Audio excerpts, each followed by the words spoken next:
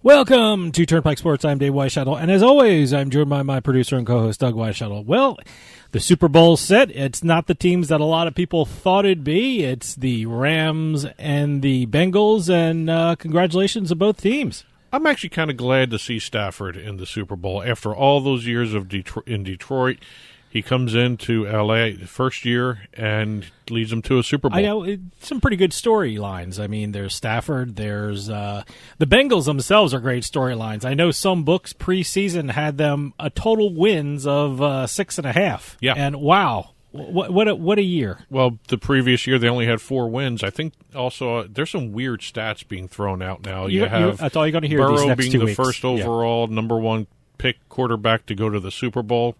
I found that one hard to believe until you think about it. They're right. I never even thought about that one. Well, the before. closest one was Peyton Manning. He was the number 2 overall, and it was Ryan Leaf. That was the Ryan Leaf year. Yeah. So, and let me tell you something. These 2 weeks, all you're going to do is hear weird storylines because reporters and journalists are trying to take every story angle they have out of this Super Bowl. By the time the Super Bowl actually occurs, I'm so sick about hearing about the Rams and the Bengals. So, you just have to pace yourself when you're consuming this kind of news. Yeah, up until now, the only team the Bengals ever played in the Super Bowl was the Niners. Yeah. Think about that one. That's a weird one, too. And also, it's the second year in a row that we have one of the teams playing in their home stadium, with the Rams playing in SoFi Stadium. And one of the things I'm going to be looking at is if this line moves at all. I think right now a lot of the books, or most of the books, have the Rams favored by 3.5 points with a total of around 50. I mean, I don't want to generalize. I have to generalize because I don't want to. Some specific book may have another number, but I'm very curious to see how these lines move, if they move. I don't know about the point spread. That total may go up. I don't know. It'll be interesting to watch. We shall see. Well, we got a big show coming up for you. We got a Beat in the House segment. We got a book report, and I'm going to be talking with Adam Small from USBets.com and Better Collective, and we're going to be talking about the launch of New York mobile sports betting. It was recorded right after the first weekend, so we get the initial reactions of everyone. Today's trip down the Turnpike is brought to you by Drizzly, your online liquor store. Available in over 95 cities across North America, Drizzly offers a huge selection and competitive pricing with a side of personalized content.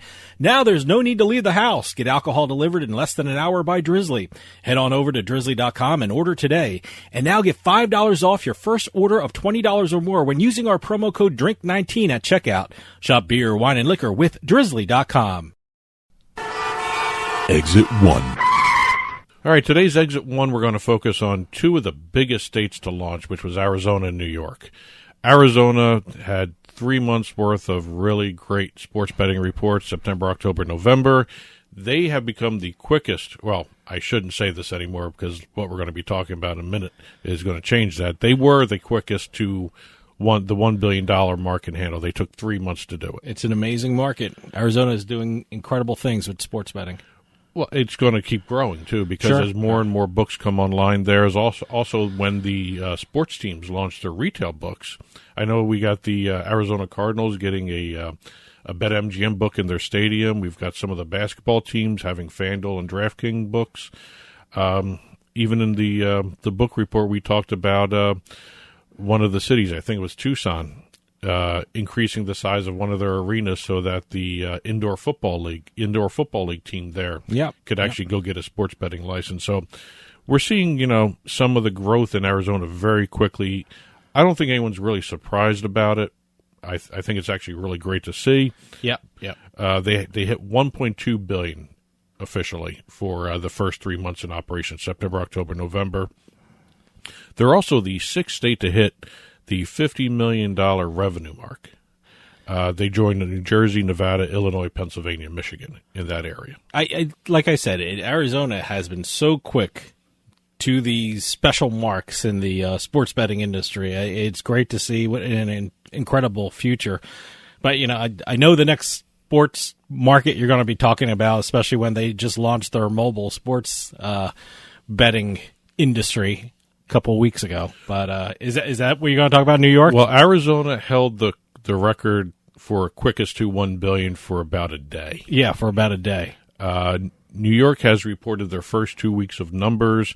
As a matter of fact, their first 8 days, or 9 days, they had of mobile $600 sports million betting in mobile sports betting, $600 million in handle for the mobile sports betting alone. Yeah. That's not even counting the retail books. They've got 4 of those out in Northwest State over there. But they had $600 million after the first week. They've reported their first 2 weeks of mobile sports betting numbers for the state. This New York number is staggering to me. Absolutely staggering. I am going to be more impressed with the full month to see exactly what it is. But go ahead, for 2 weeks, what did New York online sports betting bring in? $1.17 billion handle. That's incredible. $91.4 million revenue, and $46.6 million in sports betting taxes. Wow. Now, those numbers by those themselves, are the important things for the states. Yes. So the taxes, the tax revenue. Always look at the tax revenue. Those numbers are bigger than a lot of the markets out there by themselves in 2 weeks. Yeah, they're bigger than most states get in a couple months. Well, New Jersey has all the records for all-time single month in the post-PASPA era. Let me put it that way, because you still have Nevada before PASPA. But in the post-PASPA era, New Jersey holds all the records. New Jersey's records are $1.3 billion handle and Per month. That's the monthly handle record.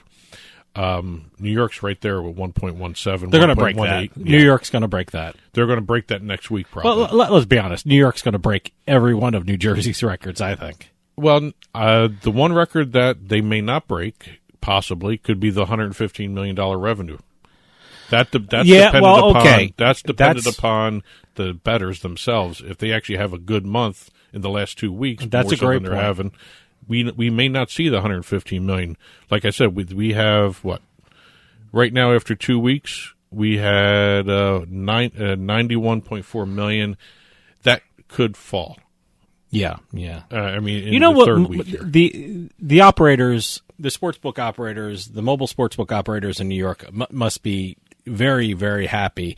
But also they must be thinking, we have a 51% tax rate. You know how much more money we'd be making if it wasn't a 51% tax rate? It's just amazing. But you know what? It's the cost of doing business in New York, and certainly I think they're making out. Well, these numbers should be even higher, but BetMGM and PointsBet did not report their numbers for the first couple of days in operation in the state. So those numbers are not in there. I think you're probably looking at 1.2, maybe 1.4. It's going to be staggering. Yeah. But again, what's even more interesting, Caesars is accounting for almost half of that. Their handle at the 2-week mark, their handle was $487.4 million. Look, we live in the New York metropolitan area, I guess, here in New Jersey, and we have been bombarded with Caesars Sportsbook ads coming from New York. Well, first off, Caesars Sportsbook is all over New Jersey. They have bus wraps, they have signs on the turnpikes, and they have radio, TV. It's nonstop Caesars. I think Caesars is the most commercials I've seen and the most advertising I've seen. So they're really making an effort, and it looks like it's paying off for them. Well, here's one little number to put into context with this. The Caesars handle is approaching $500 million already. That's within 2 weeks. If you look at what happened in the first week overall in New York State, $600 million. Let's go with the $500 million for Caesars right now. For most states, a lot of states haven't even reached the $600 million mark for handle. You had New Jersey. It took New Jersey 25 months. Caesars is approaching that alone in New York in 2 weeks. Yeah, they're doing great. You've got Illinois, it took 10 months, and Pennsylvania needed 30 months to hit the $600 million mark. Like I said, one sportsbook alone in New York State, one mobile sportsbook alone in New York State is getting close to that $600 million mark all by themselves. It's impressive. And I think those numbers are going to be pretty impressive. I think January, February, March, you're going to see records shattered everywhere by New York State. I can't wait to see the numbers for the Super Bowl coming out of New York. Can you imagine March Madness? It should be incredible. March Madness is going to be crazy, too. It's going to be great. Exit 2. We're going to be talking about a cheating ban in esports. What does that mean? Someone was banned from playing because they cheated during a tournament. Oh, okay. Do we have to say allegedly cheated, or no? do they actually have proof? They got it. Yeah, they got it. No, there is no need to say alleged here.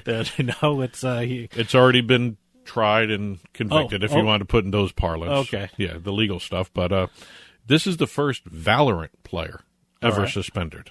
That's another multiplayer shoot-'em-up game kind of thing. It's almost like Fortnite. Well, how does one cheat in this? I will get into that because it was very interesting how they found out he cheated. Okay. This was during the Vietnam qualifiers. Okay. A player that goes by the name of Nomen Pai. Okay. Nam Sen Pai, that's his name. Nam Sen Pai, that's his screen name. All right. He was the very first Valorant tournament player to ever be suspended in this tournament series. No one's ever been suspended in this esports tournament. Now, when you say a tournament, when you do a tournament for esports, you actually physically have to. You're not sitting at home playing this thing. Do you actually have to physically go to a? It depends on the tournament. Place everything kind of thing? everything is. Okay. I don't know how Valorant runs their tournaments. Okay. But he was suspended. Not only was he suspended, but his team got suspended. He knocked his team out of the first qualifier round. They can't they can't play again until the next series of qualifiers. This tournament? Well, are they appealing this thing? There's no appeal. There's no appeal. No. All right. Okay. This is what happened during the qualifying tournaments that this team was playing in. They noticed that this guy was able to see through walls. You mean in the game? In the game. In the game. See through walls. He was tracking players through walls. And he was able to kill the other team members as they were behind walls, and he was able to track them around everything. And he shouldn't have been able to do that according to the game manufacturers. All right, how did he make that happen? They never said how he did it, but he was able to see through the walls. And that they looked at the footage from the tournament, and they saw that he was able to track an opposing player as he went behind a wall during the game, and he was able to knock that player out when he emerged from the other side of it. How did he explain this, or how did the team explain that? That was never disclosed if he even fought this. That's the thing. They reviewed the footage and automatically suspended him for a year. So they felt that he could see through walls. Not only the player, but the whole team was suspended, and they're not fighting it at all? The player was suspended for a year. Okay. The team was suspended just for these qualifiers. Okay. The team can't play until the next round of qualifiers, but the actual player is done for the year. He can't play at all.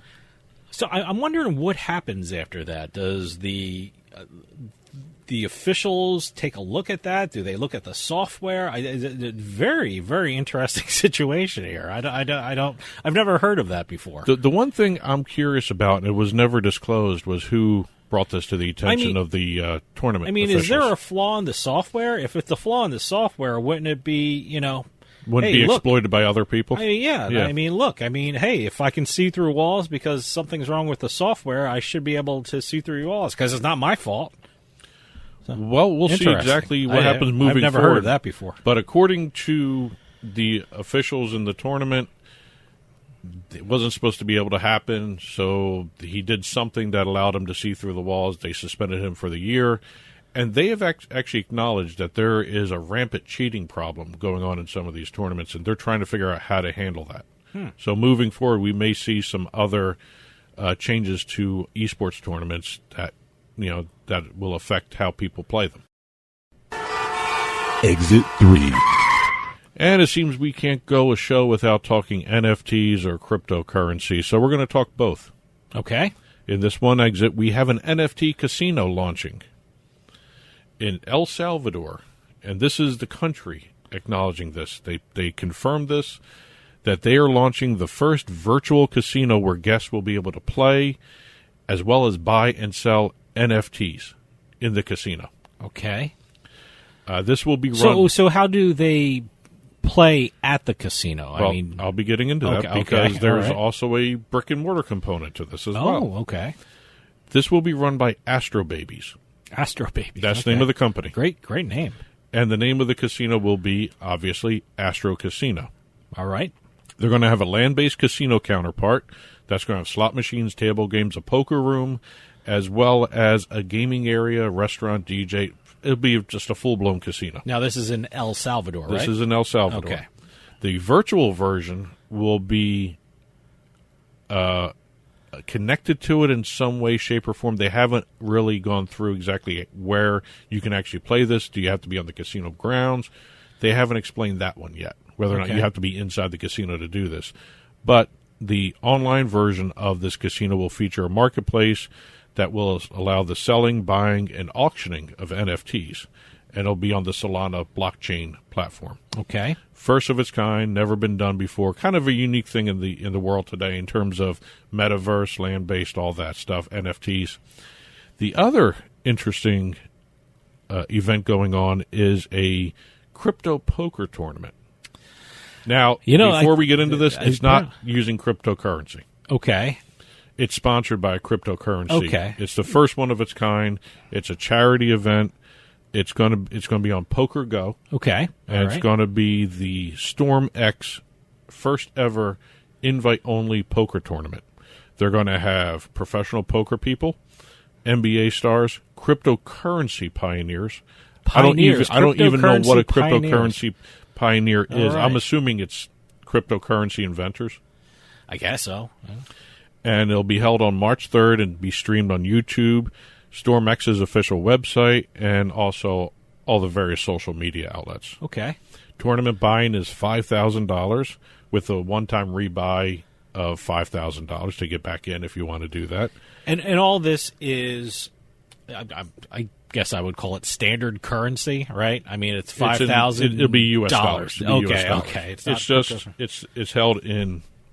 It's being sponsored by a crypto company. Okay.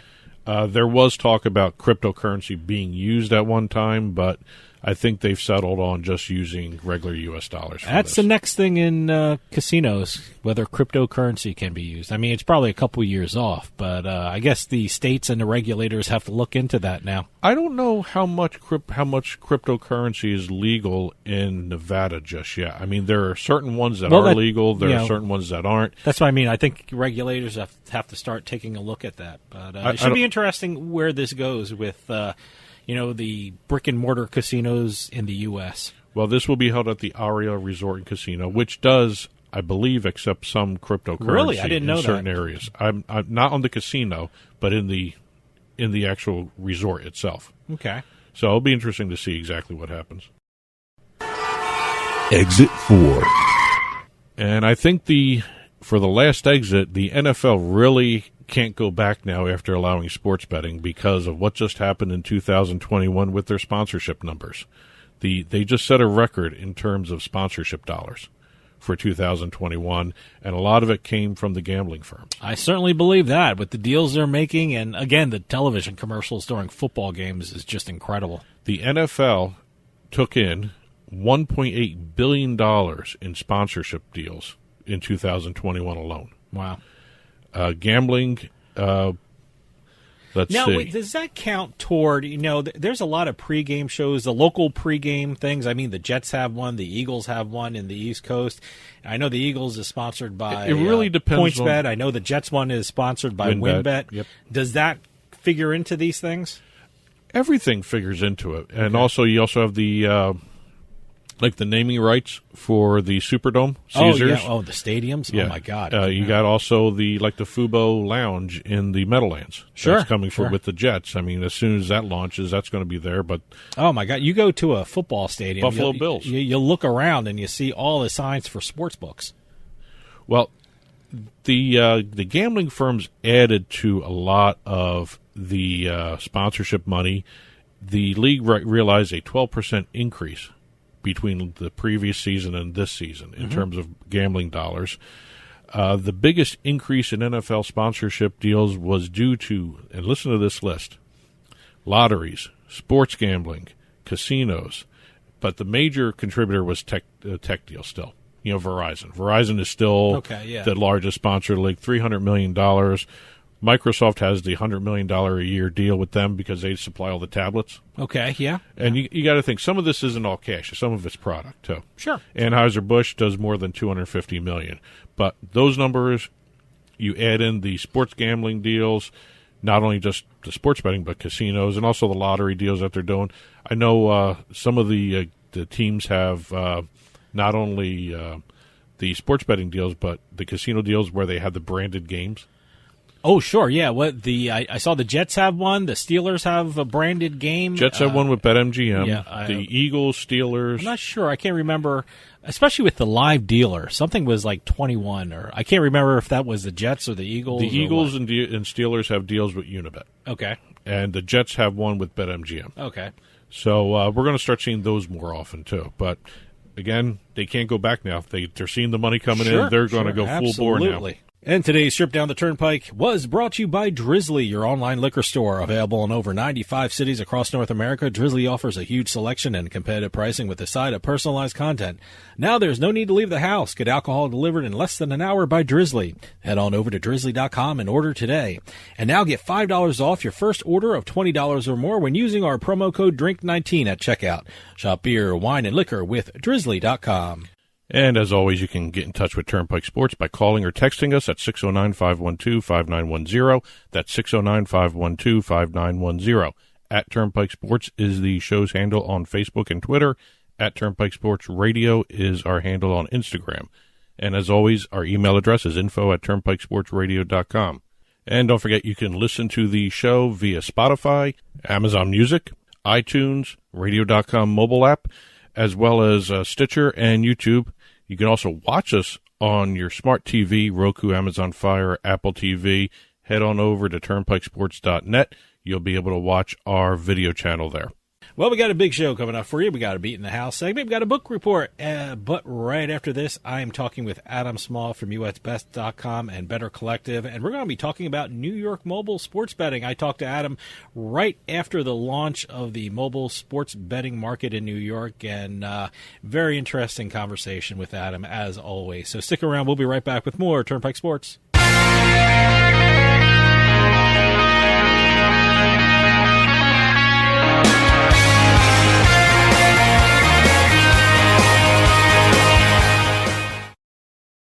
Attention! Here is something big banks don't want you to know about your IRA or 401k. You can store your retirement savings where you can actually see, touch, and hold it in your hands. With a Paradigm Gold or Silver IRA, you can transfer a portion of your savings to physical gold and silver coin and store them where you can see them. The stock market is close to its all-time high, and your retirement might be at risk again. But you can trust Paradigm Gold Group to help. Call 800-417-3932. 800-417-3932. Paradigm Gold Group is a gold IRA leader, rated A+ by the Better Business Bureau, where gold and silver has been in the family business for over 40 years. Call for your free guide to Paradigm's Gold IRA. Protect your retirement savings today with Paradigm. Call 800-417-3932. 800-417-3932. With some of the best promotions and offers in the sports betting market, PointsBet simply stands out. PointsBet is the only U.S. online bookmaker to offer points betting, where every yard, every point, every goal, even every play matters. Same-game parlays, good karma payouts, early payouts, and exclusive game day promotions and guarantees for all sports. PointsBet offers more bet types than any other bookmaker in the world, offering a unique set of markets that aren't available anywhere else. And now PointsBet is offering one of the best sign-up offers in the sports betting market today. New customers signing up with code BET21 receive 2 risk-free bets up to $2,000. Get up to $500 back if your first fixed odds bet loses, and up to $1,500 if your first points betting bet loses. That's code BET21 for 2 risk-free bets up to $2,000 at PointsBet. PointsBet, it pays to be fast. Must be 21 years or older and in New Jersey to place a bet. Terms and conditions apply. Gambling problem? Call 1-800-GAMBLER.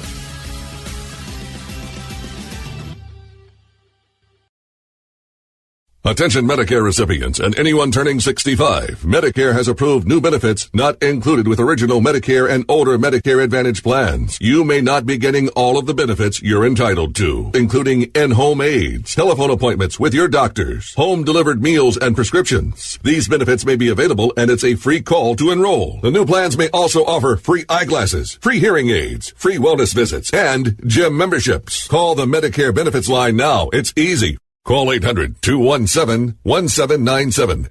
800-217-1797.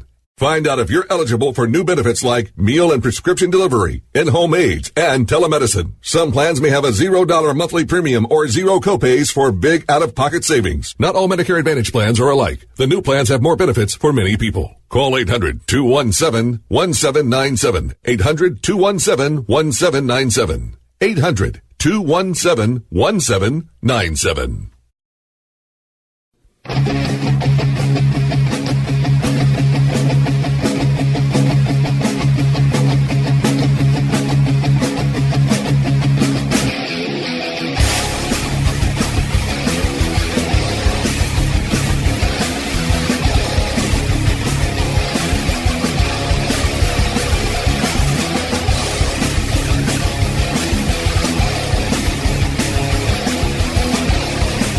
Welcome back to Turnpike Sports. Well, it finally happened. New York has launched mobile sports betting. The initial numbers look great, making it one of the biggest news stories of this brand new year.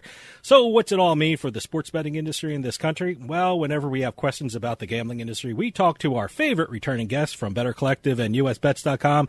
We have Adam Small on the line. Adam, thanks for joining us, and Happy New Year. I love the introduction. Thanks, Dave. Happy New Year to you. It's always great to be back. I've lost count of how many times I've come on the show. I guess that's a good thing. Yeah, I think you are the, I guess you must be the most appeared guest on this show. I think we should send you a fruit basket or something like that. But I deserve something. Yeah, right. Well, I'm glad you're on because it seems like we were talking about this for years, and I guess it's the biggest news story of this very young year, and that's the launch of mobile sports betting in New York. We'll talk about the particulars in a little bit, but what does this launch mean for the sports betting industry in the United States as a whole?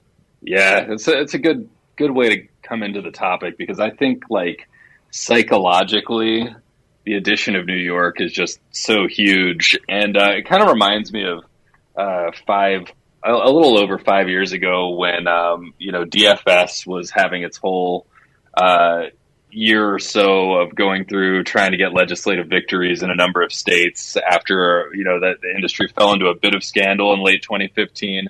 There was a big rush to get states to clarify the legality of it. Some states kind of started pushing that it was illegal, and New York's Attorney General had pushed back a bunch, particularly on DFS, and then after an intense lobbying effort, New York became a legal DFS state, and it was just on top of it being a huge economic opportunity for that industry, just psychologically, I think New York is still the economic center of the United States in so many ways, and so it's a huge win. It's going to get press unlike any other market that's launched in the U.S. has launched when it comes to sports betting. It definitely happened sooner than I thought it was going to happen. Yeah. I mean, if you'd have asked me at the beginning of 2021, I would have just continued with what I've been saying for years, which is, the big four states, California, Texas, Florida, New York, all of them are a mess, each in its own special way. And none of them are going to happen real soon. But then, if you asked in 10 years, will they be, have legal mobile sports betting? I'd say, yeah, probably most or all of them will in 10 years. So it has to happen some year, right? It can't always be 10 years away. And I guess 2021 was a year. It was a crazy, intense process getting it done with, Andrew Cuomo at the time, the governor, really holding firm on kind of a more clamped down, lower number of licenses, very high tax rate system.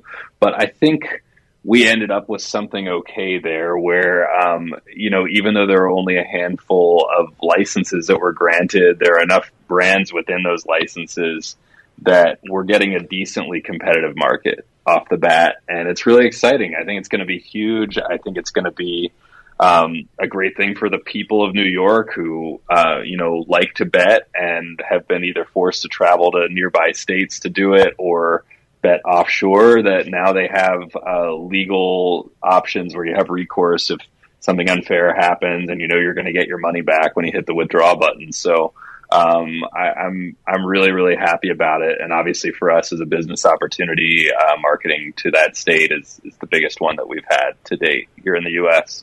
even though we were expecting a launch, the start date seemed like it was out of the blue. I mean, where I live, I started seeing commercials about the New York sports books, and said they were coming soon, and Caesars is coming soon to New York. I mean, they blanketed the television market with that. I mean, and then a sports book we were working with put our name in as an affiliate in the New York Gaming Commission so we can run ads with them. So we knew something was coming shortly, but we just didn't know the date. Were you surprised when the actual date was announced? Because it really seemed like, yeah, we're going to start like in 48 hours, and it just seemed out of the blue for us. Yeah. No, it was not a lot of advance notice. Yeah. I mean, we did know for a while that it was coming, fairly soon, that, it might be short notice. I think that was kind of in the cards for a while, that, it was just, they were trying like crazy to get it launched, and that it might be like this, that we find out, yeah, this is launching in a couple of days. And that is what ultimately happened. Yeah. Last week was that I think they came out on like Wednesday or Thursday and said everything's launching Saturday morning. And we're just like, okay, I guess we're doing this now. I will say though that, since PASPA fell down in mid 2018, and there's kind of been this intermittent series of states launching online sports betting markets. And some of them have been very like a lot of advance notice. You kind of have a start date that's the same for all the operators, and you have a lot of information about what's going to happen. But for the most part, I felt like it's been pretty chaotic. Yeah. Like most of them have not been like New Jersey, where they're, the New Jersey iGaming market is the one that comes to mind for me back in 2013, where like everyone knew for a couple of months, like November 26th or whatever the day was, they're all going live that day, or almost all of them. I just like, for the most part, most of these states, like, I mean, there's a big list now, Indiana, Colorado, Tennessee, Pennsylvania, Illinois, where it's more like this trickle of news rather than like these big, balls of fury where, you gotta, prepare for a whole bunch of things at once. And every state is different in its own way, right? Like some of them are establishing new regulatory bodies, like Tennessee, which didn't have casinos at all, or Virginia. And some of them are more chaotic than others. I mean, Illinois, with their whole mess with, is in-person registration required? Is it not? And they kept going back and forth. I think like what happened with New York, just coming back to it, is more typical than the New Jersey model, where you have a lot of information in advance. Yeah. Mostly it's just like, okay, this is going live now. And, Louisiana is another one where we're just like, it could be any day now it goes live. We're just kind of waiting for it to happen. So it seems more normal that this is the way it goes these days. Well, I was surprised on how it launched. I mean, I'm used to a sportsbook saying, you know what, we're going to do a soft launch for 3 days, and then we're going to go live, and we're going to accept bets from everyone. New York, 4 books launched Saturday at 9 a.m. and just started doing business. Yeah. I mean, why do you think it happened the way it did? I mean, are they just these operators are getting so good at running these online books that, you know what, we really don't need a soft launch anymore. We can just start taking bets. I think everything just has to do with the way regulators set up the launches and what they require the operators to go through. I believe, at least in some states, the way that it has worked with soft launches is that you have to get like a certain number of customers registered before you're allowed to do a full launch or something like that. And so the soft launch was just kind of like to go through the first however many customers, make sure there aren't any big problems, and then they can proceed to full launch and like all the marketing efforts that go with that. New York, for whatever reason, just I guess decided they didn't need that and just plowed ahead. Another thing that was interesting there is in some of these other states, like Michigan is one that comes to mind, about a year ago when that market launched, that we were able to market pre-launch offers for a period of close to 2 months in Michigan, I think, where, we knew the market was coming. We didn't know exactly what day, but we knew it was coming at some point fairly soon. And we were able to kind of start getting people registered. They were even able to deposit. They just weren't able to make real money bets, but they had promotions for people who deposited ahead of time that, they'd be able to activate those promotions once they went live, and so we were able to market that for a while. Whereas with New York, we got some pre-launch offers, but they were like Thursday when launch was happening Saturday. So it wasn't a lot of time to, get people into the system. And it just comes down to that, that whole, like the way the U.S. market is today, which is like the U.S. is basically 50 countries. Mm-hmm. When it comes to sports betting. Every state has its own set of rules, its own timeline, its own regulators. Nothing is really coordinated. So even though you got the same companies like FanDuel, DraftKings, BetMGM, Rush Street, Caesars, et cetera, that they're running in most of these states or all of these states, but they're running under different rules. It might be very similar or even identical products and promotions, but behind the scenes, there's different things happening in each state. I can't even imagine what the compliance teams must look like at these companies now, because they've got so many different regulators to deal with. Now, have you heard of any issues with the launch of New York? Like I said, they just launched without a soft opening or anything like that. I mean, did it go smoothly from all accounts? So it has not gone smoothly from all accounts, but it's gone, I think, smoothly in terms of there haven't been any major issues. I think the biggest one that has really come up that has gotten any press, and we've covered this on Sports Handle and some of our other sites as well, is that Caesars had some outages over the weekend where just like the sportsbook was inaccessible for some period of time. And I'm sure that was frustrating for customers. I'm sure, if you want to be making a bet right before a game. I understand that it was offline, for example, prior to kickoff for at least one of the games.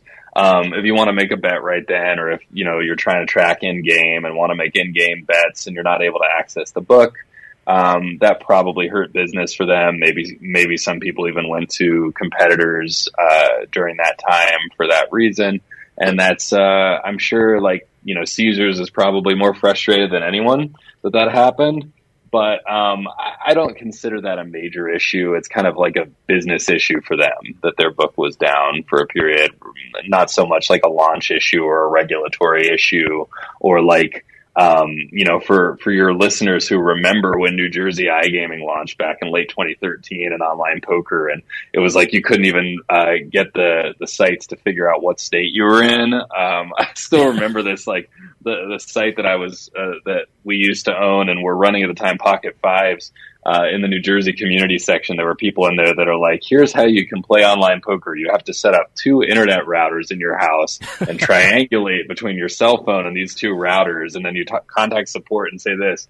And I remember just thinking, I'm like, nobody's going to do this. Like, it was you a guys mess. here, the it was an community, absolute mess.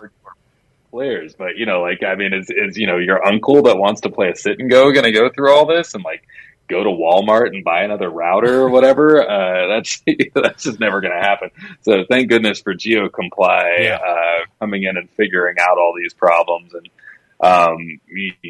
just kind of back to New York, because I could go on and on about all the commoditization of products like that have really improved this market. But bottom line for New York is things are going pretty well, and I think Caesars had a little problem, but I'm sure it won't be the first or last time they have tech issues. But it doesn't mean that the market has had issues with its launch.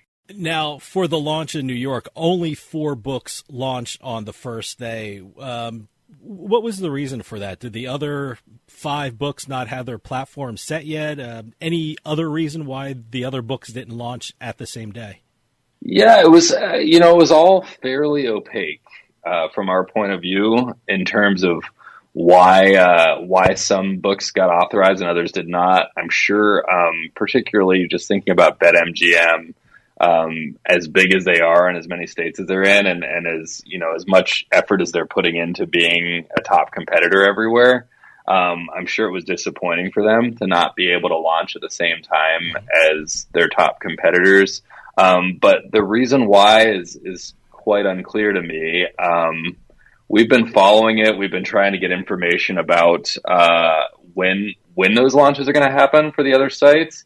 And we are reporting on it on nyonlinegambling.com and Sports Handle, just keeping that news out there. But I think it's kind of a situation in flux. I think that, these approvals will be coming, and I'm expecting, by the end of January, probably pretty much all of them will be online. So that includes PointsBet, right? It includes obviously BetMGM, but also, some of the smaller ones like Ballybet that will be going live in New York at some point. I think they'll all be, up fairly soon. And these issues of kind of like who gets to launch when will be a thing of the past. I have like Resorts World. I'm just kind of going through a list of ones that are launched. Resorts World Bet or something like that is a new one. Ballybet is kind of just getting going in a few states. BetMGM is obviously a big one. They should be live soon. PointsBet and WinBet. I guess those are all the ones, and I expect them all to be live within a couple weeks. Do not have clarity on why they're not yet. Well, one of the issues for the sports books they've been talking about for some months now is the 51% tax rate in the New York market. I mean, going forward, will that continue to be an issue for sports books in New York, and do you think that will change in the near future? Yeah, it's an issue. It's an issue everywhere, right? I mean, anywhere where you make the cost of doing business so high, it's going to make it harder for these companies to be profitable. But I think sometimes some of the rhetoric's a bit overblown. Pennsylvania is, the one that most obviously comes to mind for me, where Pennsylvania passed their law back in 2017. And it took the market a while to get live, but there were all these predictions of doom and gloom and, nobody's going to want to run iGaming in Pennsylvania, and nobody's going to want to run sports betting in Pennsylvania with these crazy high tax rates. And yet, people are like clamoring to get in. And, I think New York's the same thing. Like, people were desperately fighting to get licensed in the state. Clearly, they think that being in that state is worthwhile from a business perspective. And I think that now, because of the sort of economies of scale where, like, especially the bigger ones like FanDuel, DraftKings, BetMGM, Caesars, they're operating around all the markets in the country. It's not like they have to build a whole operational team just for New York. Their marketing costs are going to be fairly high, and it probably means that the path to profitability is going to be a bit longer than it is in other states. But it's such a huge market that eventually getting 49% of whatever their revenue there is going to be good enough for them to still be making a lot of money. That's what I believe. A great article written by Mark Saxon on nyonlinegambling.com, which is another great Better Collective website they can go to. It says the high tax rate in New York may actually be beneficial to the New Jersey market. There's some stats that say that 20% of the New Jersey handle comes from New York residents coming over to play. In the article, it said because of the high tax rate in New York, it may affect promos in New York and drive New Yorkers to New Jersey to do their betting. I know it's early, but is there any evidence of yet that there were a lot of promos in the opening of the books in New York? I mean, is there any evidence that people are still going to New Jersey to bet right now? I mean, it's really early to tell, but I just really doubt it. I mean, unless there's some book in New Jersey that people cannot access in New York, which there are a bunch. If someone really loves betting on Golden Nugget or even one of like the bigger ones that's only in New Jersey, like Bet365, but not New York, maybe they have a reason to go over there from time to time and make bets. There are a lot of people that cross the border for other reasons regularly. Whether it's because they live in New Jersey but work in New York, or they live in New York but work in New Jersey, or whatever, their habits might be stickier with betting when they're on the New Jersey side as opposed to when they're on the New York side for certain reasons. But the idea that people are going to continue to be tourists solely for the purpose of doing online sports betting on the New Jersey side of the border, I am really, really skeptical that will live much longer. I got to tell you, one of the most interesting things that happened during the first couple of hours into the New York launch is that I received a promotional email from FanDuel. Now, I live in New Jersey, and that's where my account is. And they said if I refer a friend from New York for a FanDuel account, both me and that person from New York would receive $50. I mean, I've never received a promotional offer like that crossed state borders. I live an hour away from Manhattan, but I live 10 minutes away from the Pennsylvania border, and I don't remember Pennsylvania sending me an offer like that. When if I refer someone to Pennsylvania, we both get $50. Is that something we may see in the future? Promotions crossing state lines, or is New York that unique of a market? That's really interesting, Dave. I hadn't heard about this until right now, and I saw the email. It's interesting. I'll send you the email. Yeah, no, please do. I'd love to check it out. It's interesting to me because it's not a particularly new idea in terms of the we'll give you and them $50 for a referral. That's pretty normal, and it's not a whole lot of money in the scheme of things compared to, for example, what they're paying to affiliates who send players, or others who are able to convert new customers for them. It's not a huge cost per acquisition for them if they got to pay $50 to the player and $50 to the refer. But the idea that it's specifically focused on targeting people in New Jersey to bring them customers in New York, I mean, I guess it just seems to me more like just a shot, like throwing a dart at the board, in terms of, maybe this would be a way to engage our New Jersey customers to, help us do some acquisition early on in a fairly cheap way for us. I'm not like entirely convinced that'll be effective for them, but it could be. And if it sends them a few thousand new customers, that's huge, right? So, yeah. I mean, it is interesting though, just because I think you're right. I doubt they were doing that for Pennsylvania. Yeah. But New York is New York. I mean, there is a mad rush to be a leader in that state. I think it's not just about how much money they can make in New York, which is, I'm sure, substantial, but I think a lot of it is about media narrative, and certainly narrative toward the investor community, that there's a lot of fight over those investor dollars right now. Who's going to be investing in, BetMGM's parent companies, or, Rush Street Interactive, or FanDuel DraftKings. I mean, these are all public companies now. And I think I frequently hear from people outside the industry that know that I'm involved. It's probably the most common thing I hear from people outside the industry. It's like, which of these companies should I be investing in? And I always answer with the standard, I'm not an expert. I don't, I'm not a stock advisor or whatever. I don't really want to tell you that. Just go buy the mutual fund or whatever. But regardless of what I say, it's very clear that there's a heavy interest in a lot of people in trying to pick winners in this space. And New York is going to be a huge part of that media narrative. Like, whoever's winning in New York, if DraftKings can come out and say we're number one in New York, the biggest market in the U.S., that's ultimately going to lead to positive stock price developments for them. It seems inevitable. So I think that's what a lot of this is about. I looked at GeoComply for the first day of New York betting, and I was absolutely floored with the report they came out with. GeoComply, they traced transactions from the different states on January 8th from 9 a.m. to 9 p.m. New Jersey had 2.1 million transactions, Pennsylvania had 2.3 million transactions, and New York had 5.8 million transactions.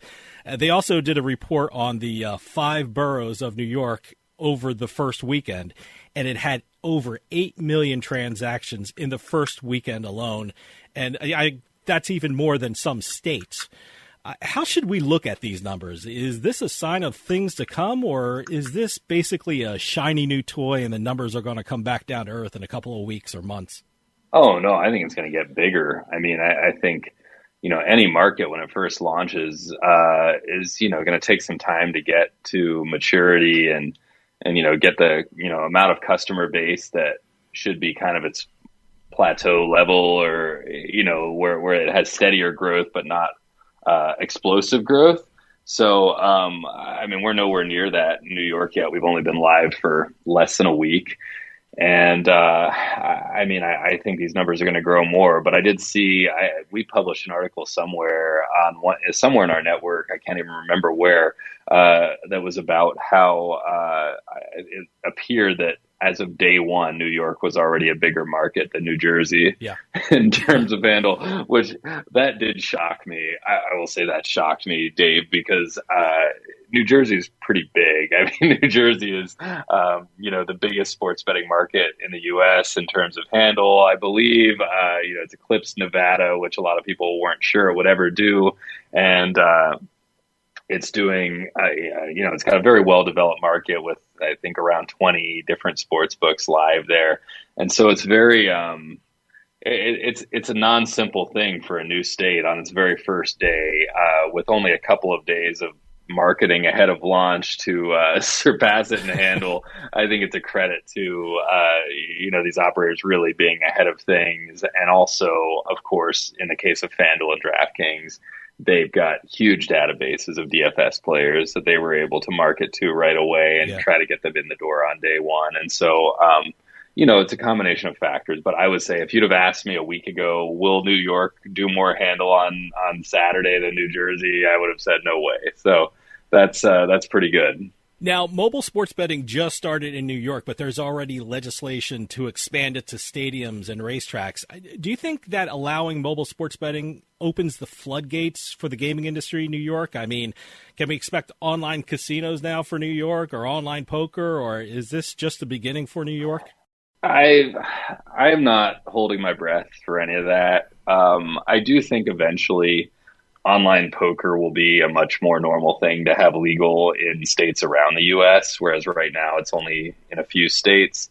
There's been some good news lately in terms of more of the states that have online poker starting to combine into player pools. I think I understood that at least the WSOP poker site is merging its Michigan and Pennsylvania pools into the one that is already combined between Delaware, New Jersey, and Nevada. Mm-hmm. And so that's really good news for poker. Eventually, states like New York are going to have to take a look at it, especially if it's a product that people are demanding.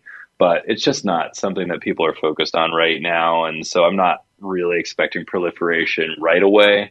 Online casino is tough. It's a tougher sell politically, I think. It's just tricky to get the public behind it. On the other hand, there's an absolute ton of revenue in it, as New Jersey and Pennsylvania have shown. And so, states that do need to add more cash, which they always seem to need, will have to take a look at it. But I don't think it's opening the floodgates. I think more broadly, it's making the industry more powerful. The sports betting thing, obviously, we've seen a lot of companies go public or get acquired. FanDuel got acquired by Paddy Power Betfair, now Flutter. DraftKings went public, and Rush Street went public, and so on and so forth. And I think as the industry becomes more powerful, it is able to lobby more effectively for legislative change it wants. And I mean, if you ask me again, like we talked about California earlier in the interview, 10 years from now, I bet online poker will be in lots of states, and online casino probably will be in more states than it is now. But I'm not expecting it imminently in a market like New York. I'm glad you brought that up. I mean, we've been talking about New York for so long, and it looks like it was certainly worth the wait.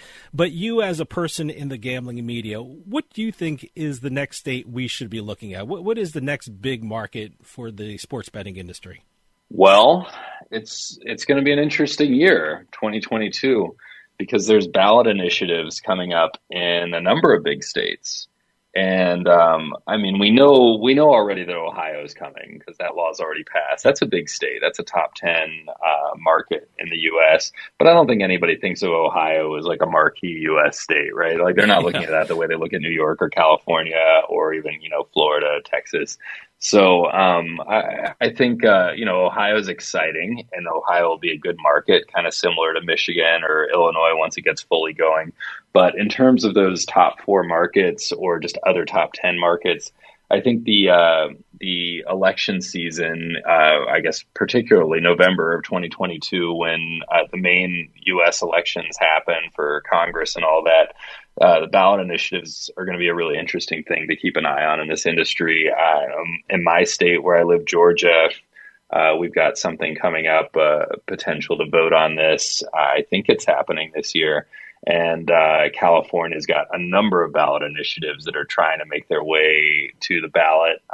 Florida is also another state that there's some things to watch in that area. I think Texas is really the only one of those big four states or those big states that's left that there's really no likelihood of any progress in the near future.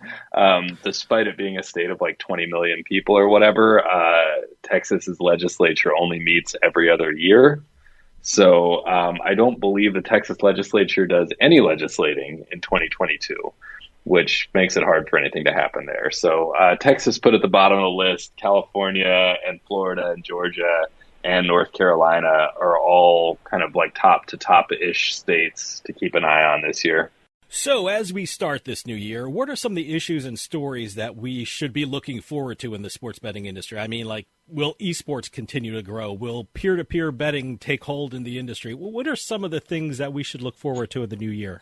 Yeah, good ones that you brought up right there. I think seeing how we move on things like exchanges and peer-to-peer betting is going to be really interesting because this market is going to evolve.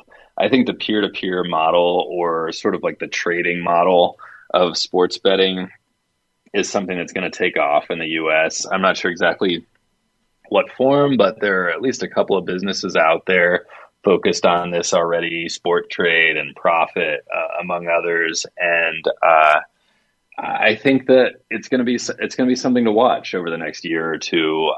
How does this all go? Do we end up with systems where we can trade bets like stocks? I personally think we should.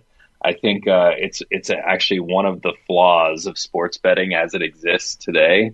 That once you make a bet, you're basically waiting for the outcome.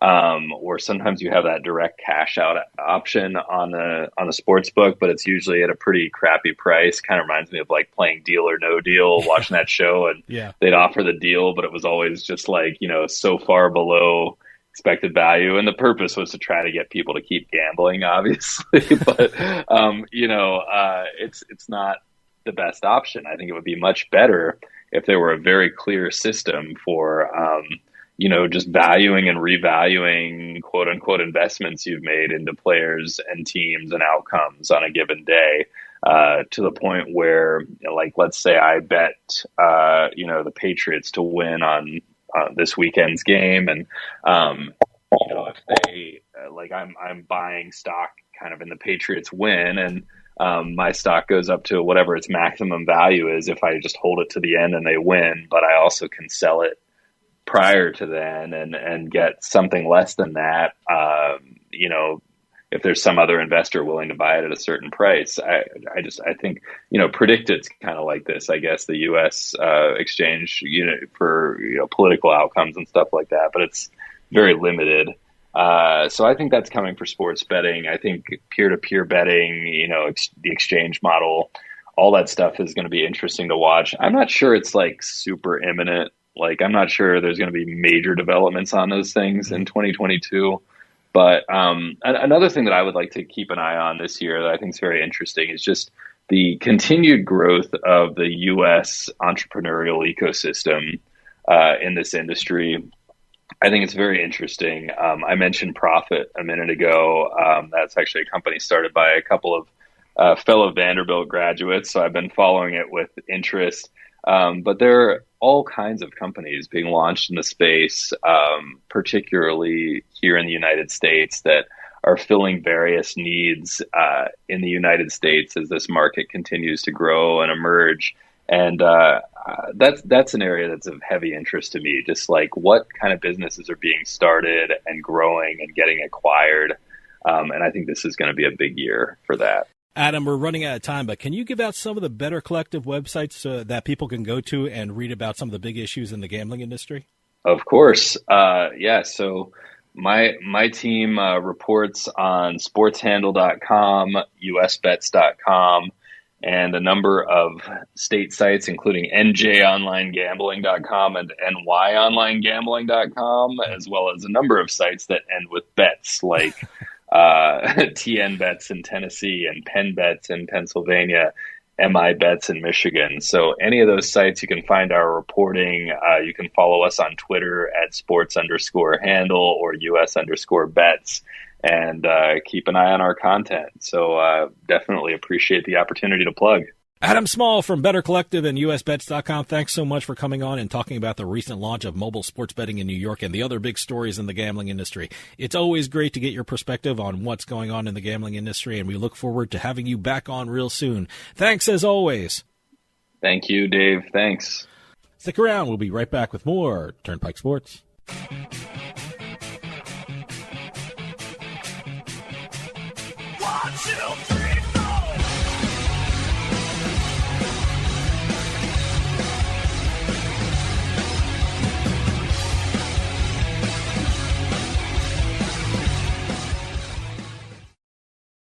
Auto Accident Help Desk is a marketing agency connecting callers with attorneys. Providers pay a fee for advertising services. I love getting my kids ready and driving them to school. But a careless driver can change your life in an instant, and insurance companies want to settle on the cheap.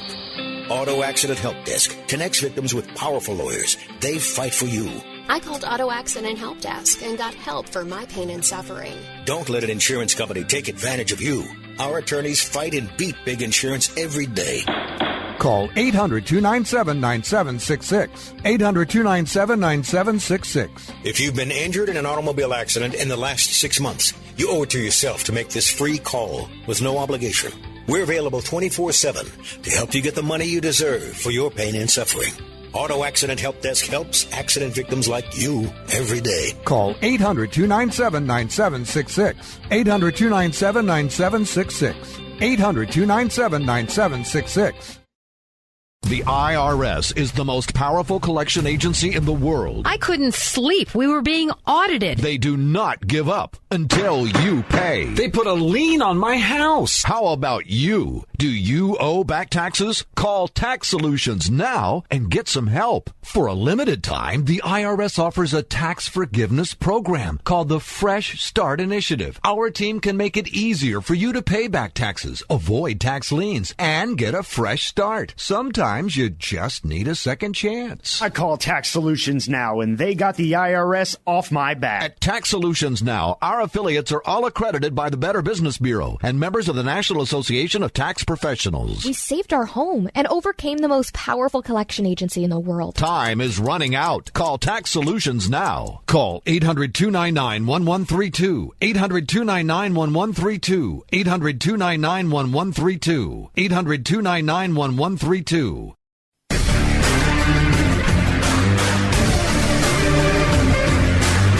It's a casino. People gotta win sometime. Now, if you'll excuse me, I have a giant, colorful check to deposit.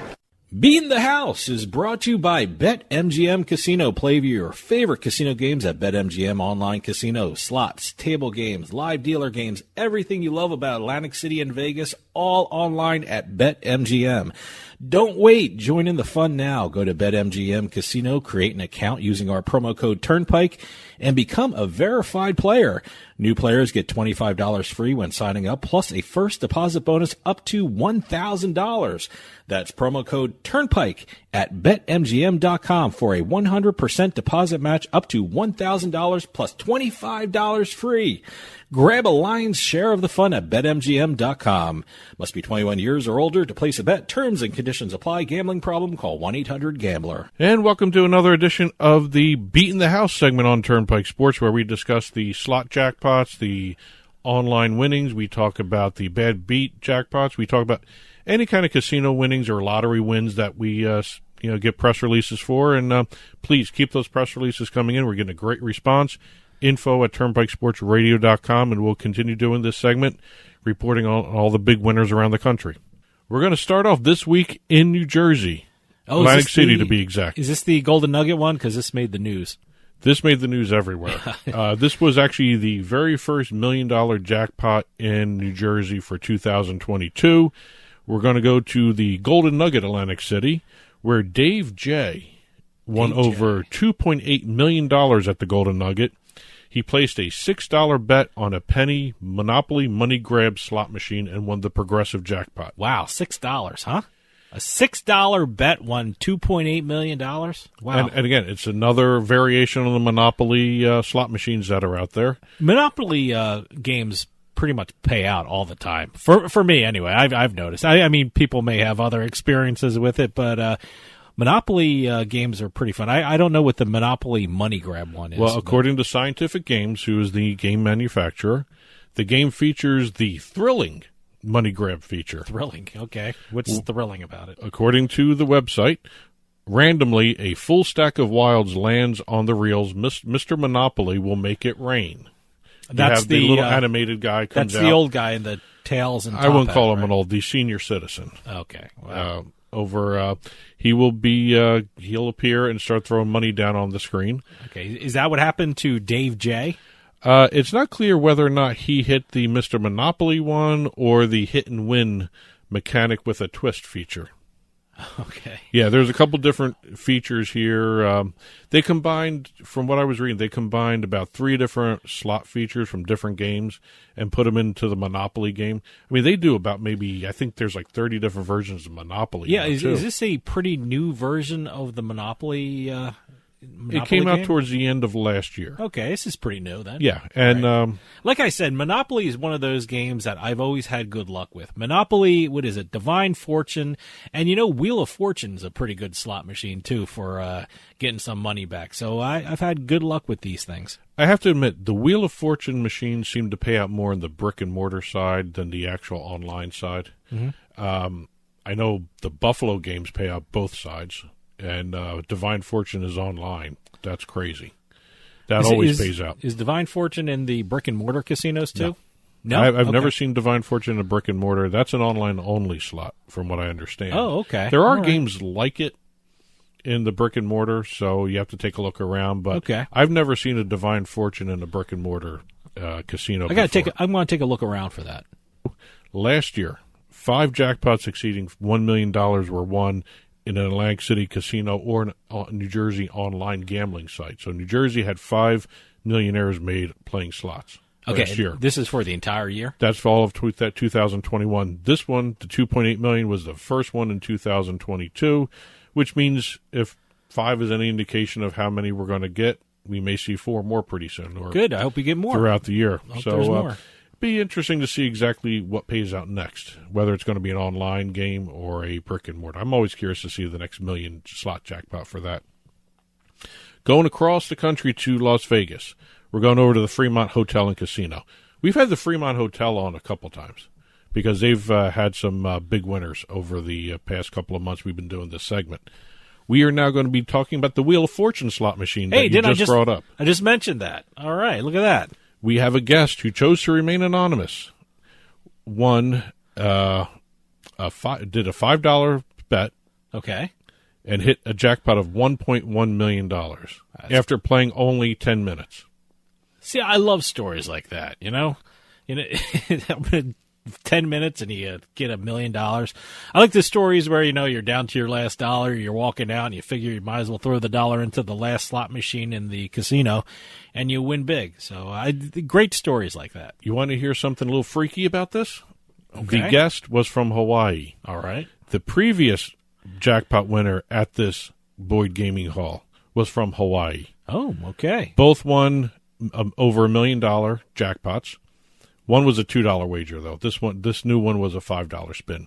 But if you're from Hawaii, go to Fremont. Yeah, apparently. Obviously, they pay out big for you guys. You got that special glow about you if you're from Hawaii and you go into Fremont. You're going to win some money. And both of them were playing Wheel of Fortune. It's a good machine. The next one we're going down to the Bayou, L'Auberge Casino Resort, Lake Charles. $1 million prize was won on Saturday, January 22nd, during a Pai Gow progressive game. Oh, okay. Another Pai Gow jackpot. I know. I'm trying to learn Pai Gow. It's pretty intricate. I mean, you have these side bets going. I guess that's where you win a lot of the money on the side bets, but I'm trying to get the hang of it. Well, the progressive had a little trick to it in terms of how to get it. Okay. You have to place a wager on the progressive bet before the cards are dealt.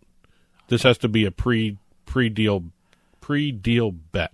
Okay. Is what they're saying. All right. So see, I don't See, I got to learn stuff like that. I don't know pre-deal bet. I don't know that. I mean, but I'm finally getting a hang of the side bets and the things like that. So, well, this was technically a side bet if you think about it, because it's for see, the I didn't even progressive. know that. So, see, I'm still learning. Not every Pai-Gow poker table game is a progressive, but when you do see a progressive, you do have to make a bet to get into the progressive. I got to find a good book on Pai-Gow poker. You know, I don't know the strategy for Pai-Gow poker. Well, I'm sure there's tons of them out there. I'm sure there is. I'm sure there's a ton of stuff online. But that is actually the first $1 million jackpot in Louisiana as well for the year. Mm-hmm. We're going back over to the East Coast now. We have Live Casino Philadelphia. What a great casino that is. If you're a Philadelphia sports fan, it is in the greatest location in the world. It shares a parking lot with all the stadiums in the city. It's great. I think we were leaving the parking garage, and you can see right into the Philly stadium. You know, it's absolutely amazing. And no, it's very unique in terms of where it's located. It's great for football, for actually for all the sports. What a tailgate, huh? You have all the stadiums there. You have what is it, Wells Fargo, where the Sixers and the Flyers Citizens play. Bank Park, where the Phillies play. Actually, they from what I understand, a couple of the rooms in the hotel of the Live Casino Philly, you can actually look out your window and see the ballpark. Yeah, no, Lincoln baseball Financial park. Field too, for where the Eagles play. So it's right there. Well, we're going to go into the casino. We're not going into the ballparks. Okay. Where Robert Williams, a local from Philadelphia, won the Jackpot Party Blackjack Progressive for just under $400,000. So wait. Jackpot Party Blackjack Progressive. Yep. Okay. He won a Royal Flush. All right. And it got him $399,319. Wow. Now, this is another one of these side bet deals. So what is this? A table game that, what? Where is this at? I mean, this is not like... you're playing blackjack. You're playing blackjack. And to get into the Jackpot Party Blackjack Progressive, it's an optional bet that involves the player's first two cards and the dealer's first two cards. And this is off the casino's website. I had to get the instructions because I was actually very curious to see exactly what made this a progressive bet. All right. To win, you need the dealer to have an ace for their up card or for the dealer to have a blackjack. All right. Now, when you make the standard blackjack bet and then the $5 progressive bet, if the dealer up card is an ace and they do not have a blackjack, then every player that made the progressive bet will be paid $15. That's the pay table. Okay.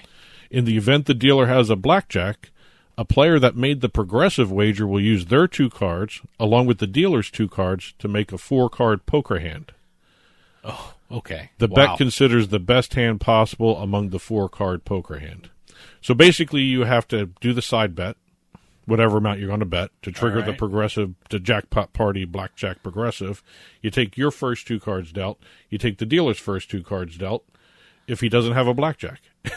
This is almost like that's a lot of thought involved. It's almost like what was that game in Star Trek Fizbin where they were just trying all that weird stuff? But it's just it's probably a very fun side bet once you get the hang of it. So you can go on their website and take a look at this thing. The instructions are laid out nice and clear. Okay, all right. Personally, I would have trouble the first couple of times I tried this because I'd lose track of what the hell I was doing.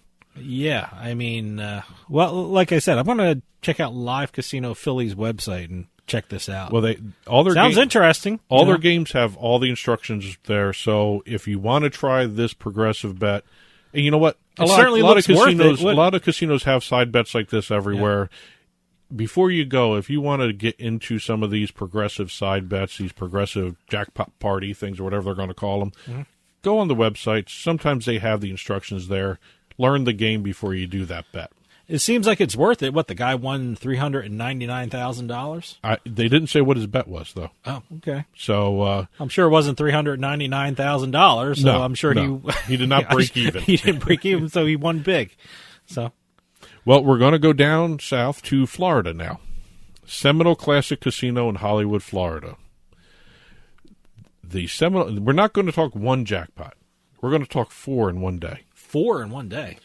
We have, on Sunday, January 16th, 4 jackpots totaling $332,000 were given out. So this is, you take the 4 jackpots and this add them all up, and they These came out all to happened on the same day. Okay. The largest one was $203,000 awarded to a winner playing Aristocrats Magic Pearl slot machine. Okay. There's another new one. Yeah, I never heard of that.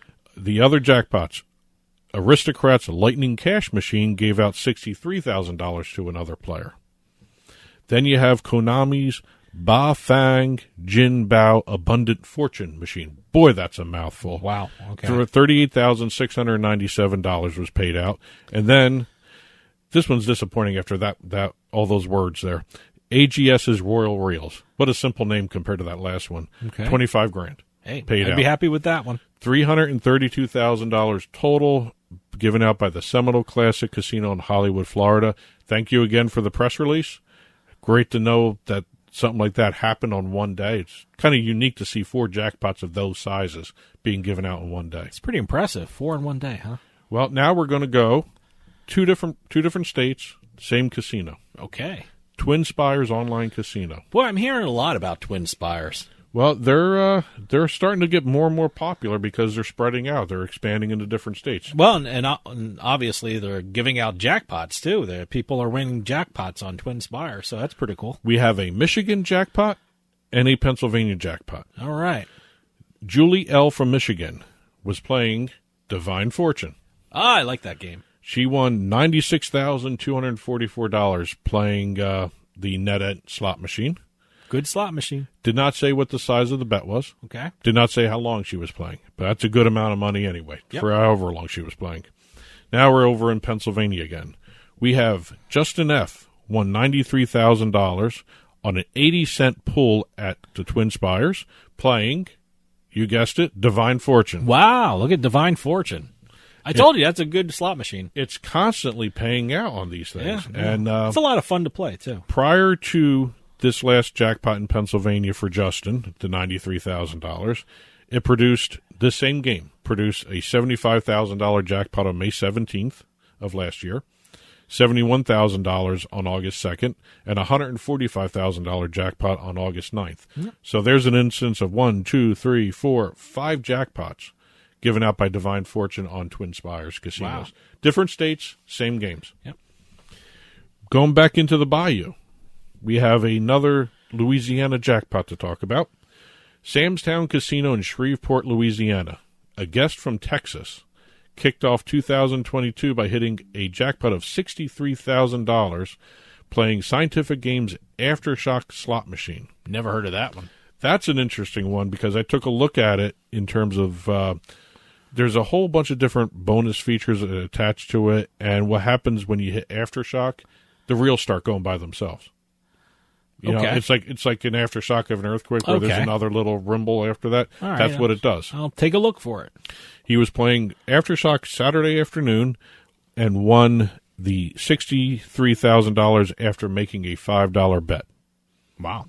So congratulations to Jake. That's what he went by. Last name not released as usual. So he is Sam's Town Casino's first jackpot winner of that size in 2020, the largest one of 2022. We got 2 lottery stories to hit for Michigan Lottery. Actually, I'm sorry, Michigan Lottery and North Carolina Lottery. Oh, okay. Got two different, but they're both Mega Millions. Mm-hmm. We have a spam folder providing her with a win. Saved her ticket. She, Michigan woman. So what happened? She got notified and it landed in her spam folder? She got notified by the Michigan Lottery and the email landed in her spam folder. I got to tell you, I rarely look at my spam folder. I guess I should. Not that I'm going to win the lottery, but something important can be in the spam folder. Laura Spears bought a Mega Millions lottery ticket online, correctly picking the 5 white balls drawn on New Year's Eve. Okay. So it's been sitting in her spam folder for a while. Goodness. She won the game's $1 million second-place prize that a separate drawing multiplied to $3 million. Okay. So she won $1 million, and then that $1 million was entered into a secondary drawing that got her a couple more million. And this was in her spam folder. It went into her spam folder. God. People, if you're going to play online lottery... Yeah, check your spam folder. Make sure you have the online lottery's email address in your saved address book. Yeah. Because that way it will avoid the spam folder. Not all the time, but something like this would be avoided. Check the spam folder anyway. Well, I can't believe she doesn't clean it often. I mean, I wonder how long it's been. Glad she didn't clean it. Well, I'm just saying if she saw the Michigan lottery notice in the spam folder, how long did she wait before she cleaned her spam folder? Well, I got to tell you, like I said, I rarely check my spam folder, so I don't blame her for missing it. So, well, we're going down to North Carolina now for the last story of the day. Again, a Mega Millions jackpot winner. Okay. A Cornelius, North Carolina. By the way, I didn't know there was a town called Cornelius in North Carolina. A Cornelius, North Carolina man's fortune cookie really did bring him good luck. He played the numbers that come on the other side of the fortune inside the Chinese fortune cookie. Okay. And he put a $3 ticket into Mega Millions using those numbers and won $4 million. Wow.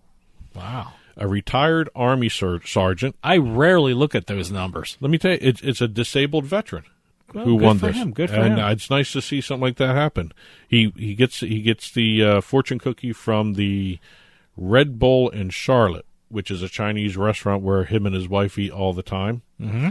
So he got the fortune cookie numbers after they ate.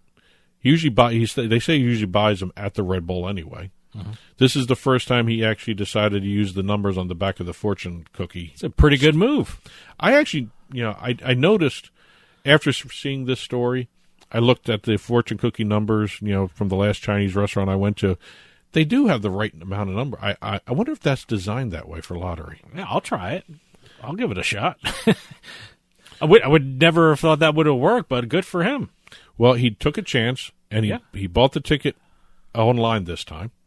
Okay. He added $1 for the Megaplier. He matched all 5 white balls to win the $1 million. Then the prize quadrupled for the 4-time Megaplier ball hit. Wow. $4 million prize is the largest win in the history of online play in the North Carolina Education Lottery.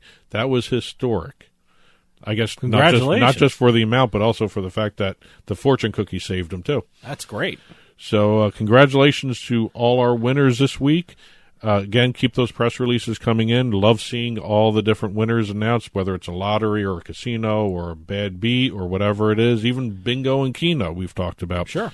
info@turnpikesportsradio.com is the email address to keep those press releases coming in. The book report is next, so stick around. We'll be right back with more Turnpike Sports.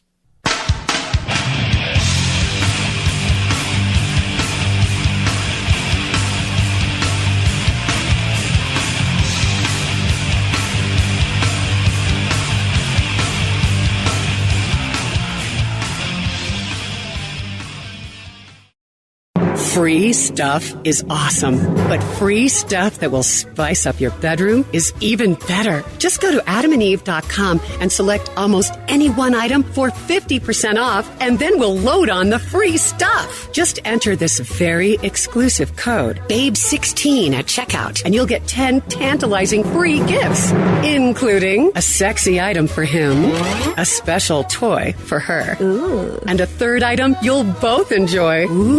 And 6 extra special bonus items that are sure to rev your engine, pique your curiosity, and even blow you away. Plus, free shipping! Always sent in discreet packaging. Go to adamandeve.com now. Get 50% off plus the 10 free gifts when you enter the exclusive offer code BABE16. That's BABE16, because without it, no free stuff. That's BABE16 at adamandeve.com. Is your bathroom looking old and worn out? Want to update it, but you don't know where to start? Then let BCI Bath & Shower show you how to turn that old bath into an aisle of beauty and functionality. Our residential bathroom solutions provide the best value on the market, and our customer service is second to none. Our cost-effective BCI Bath & Shower family of products has what you need. Remodeling our bathroom was a big decision for us. They didn't make a mess out of our house at all. And at the end of the day, we had a beautiful new bathroom. And it was a great experience the whole way through. We have the best monthly payment programs in the industry, with payments as low as $68 per month or no interest, no payments for 18 months. That's right. Get the bathroom of your dreams now and pay for it in 2021. Call 1-800-308-8291 for a free no-obligation price quote. That's 1-800-308-8291. When you want quality bathroom products at a great price, it's got to be BCI Bath and Shower. That's 1-800-308-8291. Attention! Here is something big banks don't want you to know about your IRA or 401k. You can store your retirement savings where you can actually see, touch, and hold it in your hands. With a Paradigm Gold or Silver IRA, you can transfer a portion of your savings to physical gold and silver coin and store them where you can see them. The stock market is close to its all-time high, and your retirement might be at risk again. But you can trust Paradigm Gold Group to help. Call 800-417-3932.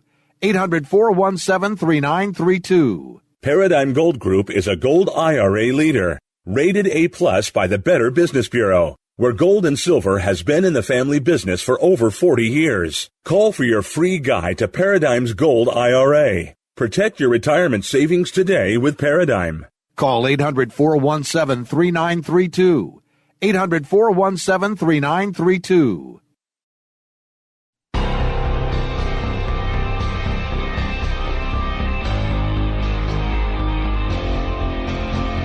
The Turnpike Sports Book Report. The Turnpike Sports Book Report is brought to you by BorgataSports.com. Your favorite casino is now your favorite sportsbook. Available anywhere in New Jersey, BorgataSports.com. Sign up at BorgataSports.com using our promo code PIKE, that's P-I-K-E. Make your first wager of $20 or more and you'll get $100 in free bets. That's $100 in free bets when your first wager on Borgata Sports is $20 or more. Get into the action with BorgataSports.com. Must be 21 years or older and in New Jersey to place a bet. Terms and conditions apply. Gambling problem? Call 1-800-GAMBLER. And welcome to this week's edition of the Turnpike Sports Book Report, where we're going to be talking about the local, state, and national reports for sports betting revenue and handle. We've got legislation to talk about. We've got a lot of legislation to talk about, a bunch of deals to talk about, and a bunch of launches. But first of all, welcome to Mobile Sports Betting Louisiana. Yeah, no, that was the big story this week. Boy, Louisiana, nice. They launched on Friday at around, I guess, 9 o'clock Eastern time, 8 a.m. Central. It's a launch day when your inbox is flooded with press release after press release from all the different books and companies talking about they're now live wherever they're live at. Mm-hmm. And I got inundated this morning. We're taping this on the Friday of the launch. I got inundated with press release after press release of Caesars. We've got BetMGM, we've got FanDuel, DraftKings. All of them are now live in Louisiana. There's a whole bunch of them. It was kind of an interesting lead up to the launch of mobile betting in Louisiana because they had a very specific issue with the geofencing. Well, I know most states have counties, they have parishes. So when I say parishes, I'm kind of talking about counties. But certain parishes in Louisiana, you can't place a bet. So they didn't vote for sports betting in their parish. The geolocation's very specific down in Louisiana. It was kind of. I don't think any other state had this happen, where within the state they had to geofence locations off. I know in certain states where the tribal casinos are. I'm curious to see how that's going to work. But from what I understand, that was one of the issues leading up to a sort of a slower paced launch for the mobile sports betting. They really had to test out the geofencing. Again, like I just said, a lot of the tribal casinos in certain states are having sports betting, and they have to be geofenced off. Sure. So I'm assuming the technology has to be tuned a little differently.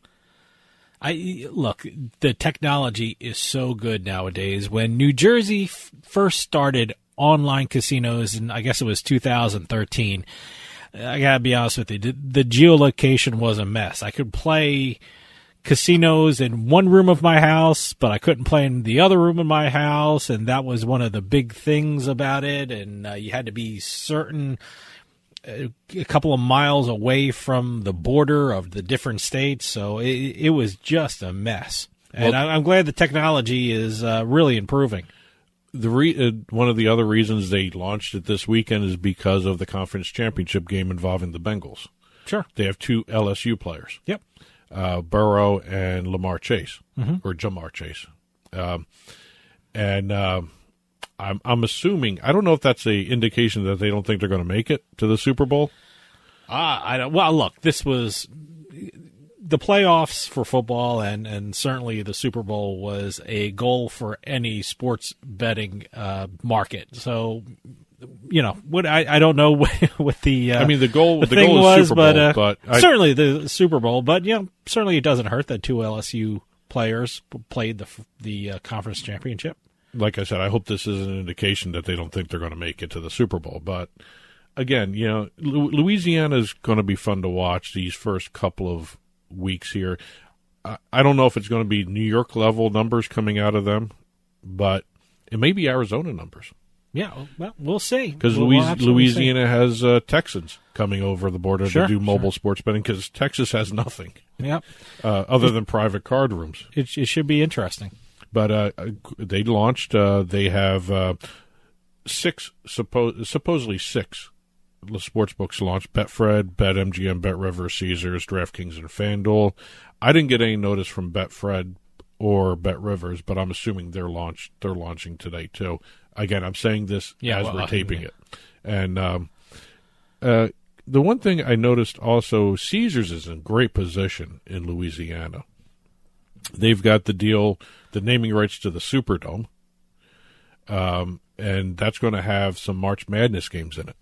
Sure. Which, great. By the way, you're allowed to bet on in-state colleges in Louisiana. See, that's great. I mean, New Jersey doesn't have that. For people who don't know, New Jersey, you can't bet on the colleges or universities that are located in your state, and you can't bet on any collegiate activity that occurs within the state borders of New Jersey. So, good for states who look beyond that kind of crazy rule. And Caesars, speaking of LSU, we just talked about the Bengals. Caesars also has to deal with LSU athletics. Sure. They've got a sports betting deal there. They've got the brand new revamped Harrah's New Orleans there. I think Caesars is going to do very well in Louisiana. Caesars might actually get the early lead in Louisiana. Well, we'll see. I know they got the early lead in New York. You always have to wait a couple of weeks and really see the numbers, Well, certainly, day 1, day 2, day 3, that really it kind of shows you how many people are betting. But to get a handle on how the actual sports books are doing, I always like a week, 2 weeks, or something like that to really see the numbers. Well, again, Louisiana is going to be another market to watch. It's going to be just as big as in terms of number of sports books as possibly Arizona is, because they got a similar law in the books like that state, except for those parishes that don't allow it. Mm-hmm. Again, that's going to be going to be more interesting to me to watch the way the technology works with this. If the geofencing actually succeeds 100%, I don't know if it's going to be 100%, but watch Sport Radar's numbers for the transactions, geocomply as well. It'll be fun to watch to see exactly how the first weekend pans out for New Orleans, but it's Louisiana as a state. Mm-hmm. A couple other launches to hit. I know we usually start with numbers, but might as well talk launches because we're already talking about Louisiana. We've got PointsBet launching in New York. They are now the 6th sportsbook in New York City, or New York State. We also have a brand new sportsbook launching in Iowa. We have the very first DRF sportsbook launching. Okay, I don't know what that is. Daily Racing Form. Okay, all right, great.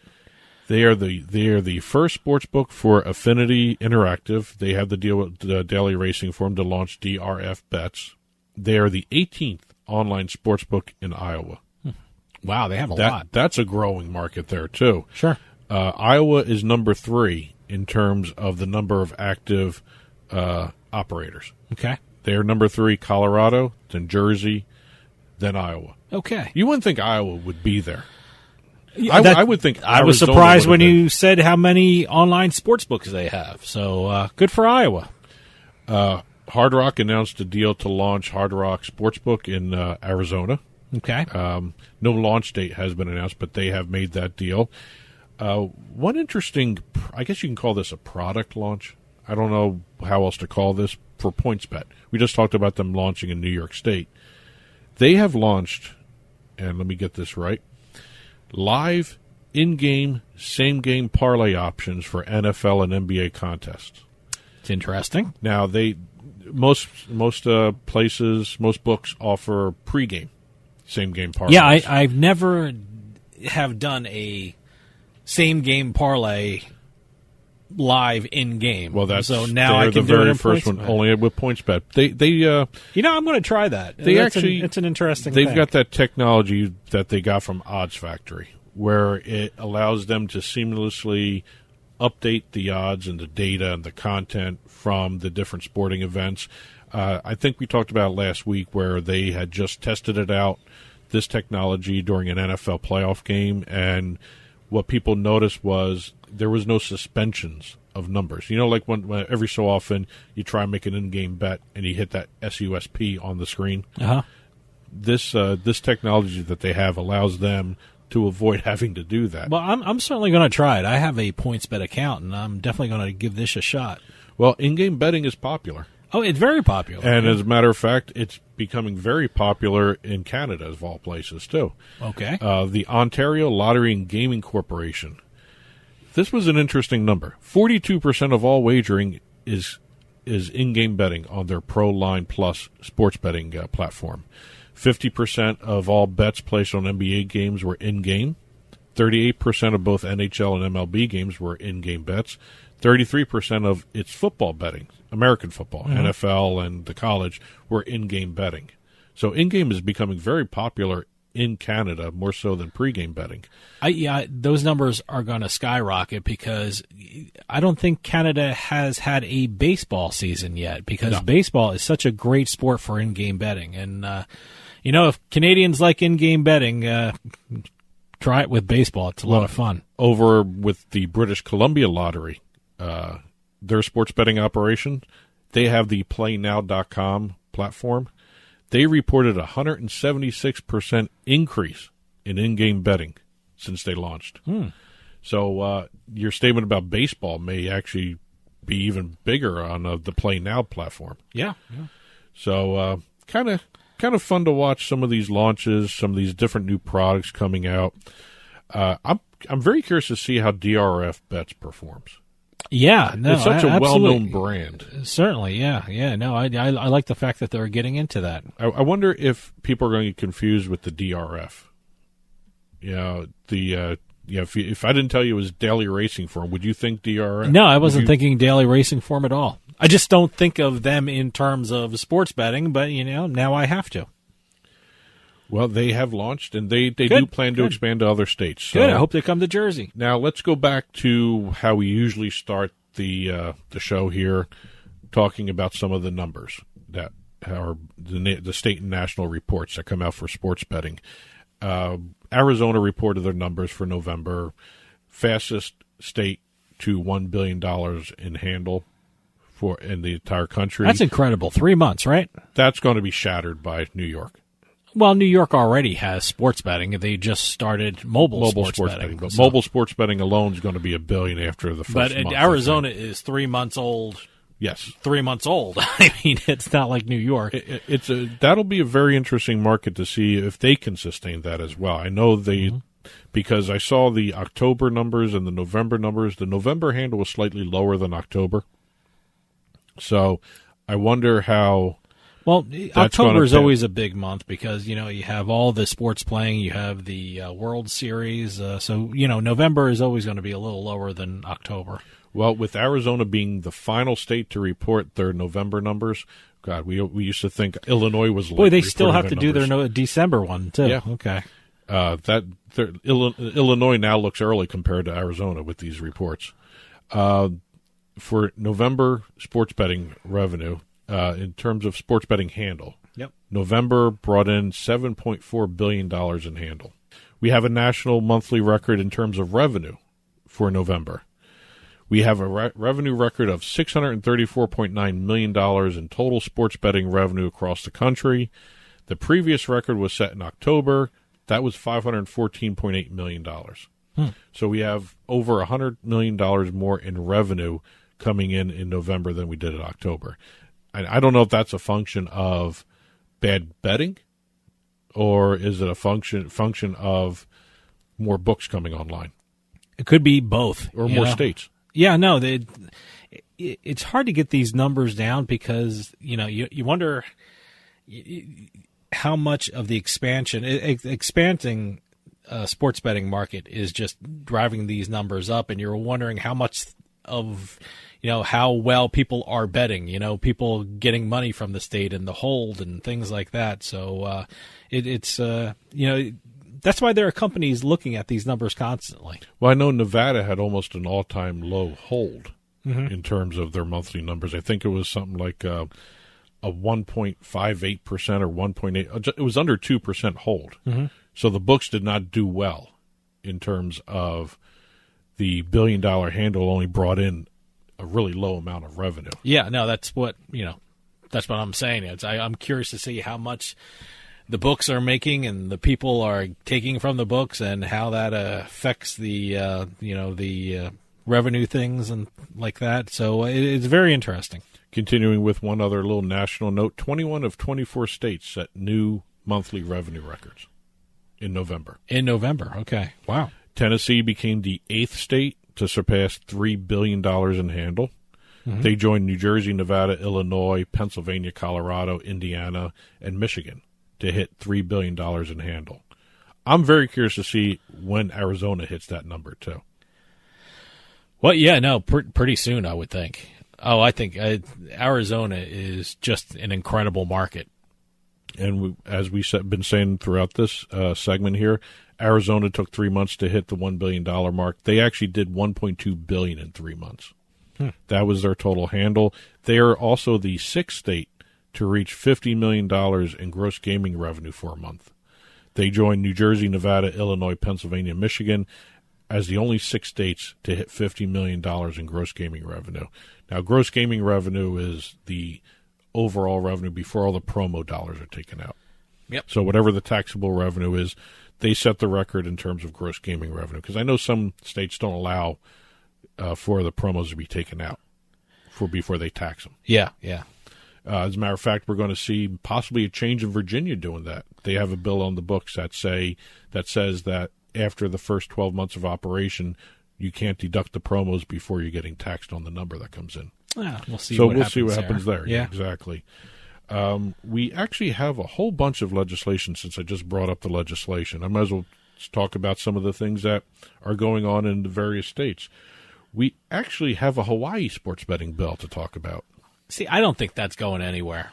I really don't think. I mean, Hawaii doesn't have lottery, do they? No, they don't have lottery. They don't have casinos. And I always said Hawaii would be the great place for casino resorts, but they don't have anything. I'm not sure how they're going to get sports betting. They're making a major leap in their gaming expansion when they don't even have a lottery. Well, they have 5 bills on the books for gaming. One of them does create a state lottery. Okay. I don't know where that one's going to go, but all the other ones seem to depend upon the lottery commission running sports betting. So I'm assuming that lottery. I guess they have to have a lottery first. Yeah, exactly. But the interesting thing with Hawaii, we thought New Hampshire and New York were nuts with that 51% tax rate that they have. Yeah. Hawaii's bill is going to go 55%. Wow. I don't know if they're going to have a single operator set up like New Hampshire or Oregon, or are they going to go would it even be worth the operators doing business in Hawaii if the taxes are going to be that crazy? If you think about it, they were saying that about New York and New Hampshire too. Yeah, but look, New Hampshire is pretty much equal to Hawaii, I think. New York is its own kind of animal. New York, it's an incredible population there. It's the media center of the world, and it's one of those things. New York is something interesting, and 51% is probably the cost of doing business in New York. But seriously, I mean, we talked about this with Arkansas. They proposed a 51% tax rate, which is now being delayed. Yeah, that was taken off the. That's just crazy. I don't know who's going to want to operate in Hawaii with a 54% tax 55%. 55% tax rate. It's that extra 1%. Yeah, that's 54 they can get along with, but 55, that's crazy. I don't know. It really depends on the structure. I think if you look at the way New Hampshire has it set up versus New Jersey, I mean, if they do the New York model where they have two operators with sub-licenses underneath all those operators, that actually might work in Hawaii. I don't know. So.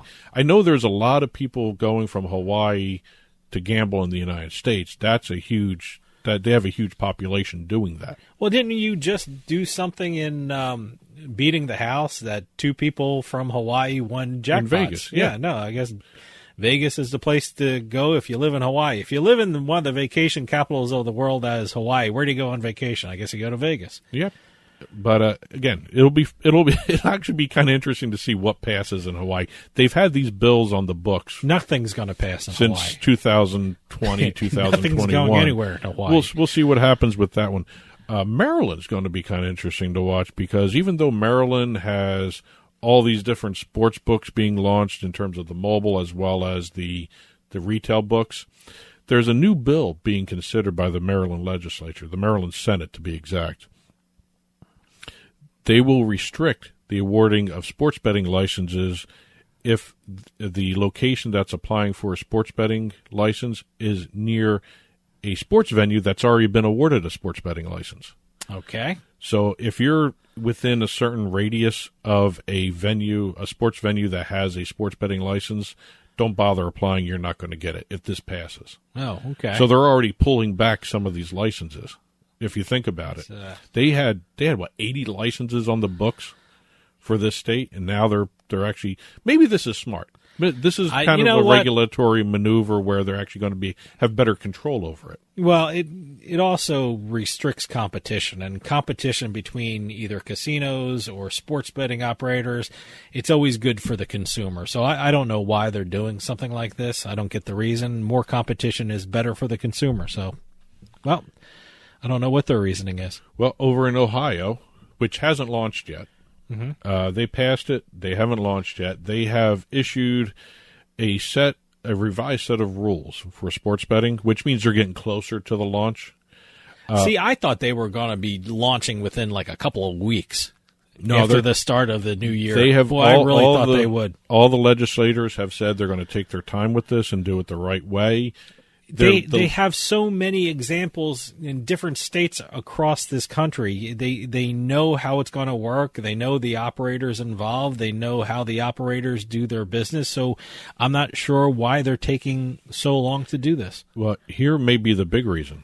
They want to have a universal start date. They don't want to do individual rollouts for different books. They have a date set in mind of January 1st, 2023 as the latest sports betting will start. Could start earlier. Okay. All right. But they want to have a universal launch where everyone launches at the same time. And by that they mean the sports teams, their digital partners, the casinos' digital partners, and the brick-and-mortar locations will launch first.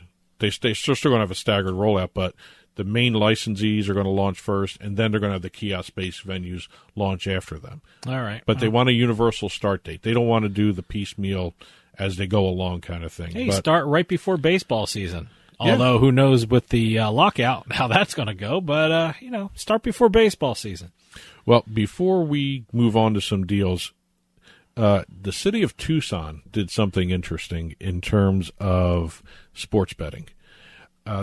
The sports betting bill in Arizona allows sports teams and venues, if they have an attendance or a capacity of audience capacity of 10,000 people, to apply for a sports betting license.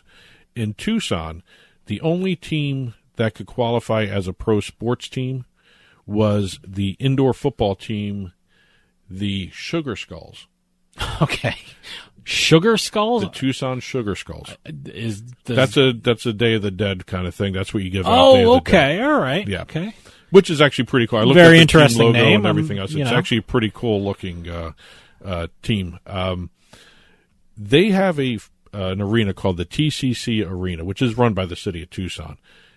They did not have 10,000 seats. So they were the only professional sports team in Tucson. They did not qualify for a sports betting license as they were when the bill was passed. Did they add more seats? The city of Tucson added a convention center. Okay, all so right. they now have gobs of seats. All right, good. They good are for over them. the 10,000 all right. mark. Just add more seats. Seat mark.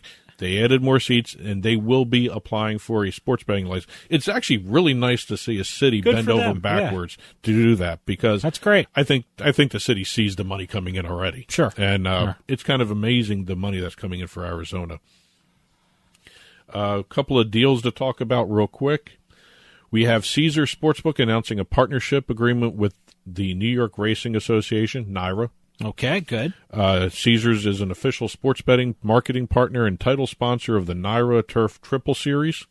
Caesars Sportsbooks will be allowing some premium seating availability to their VIP players at the Saratoga Racecourse. There's going to be special promos for Belmont Park, Saratoga Racecourse.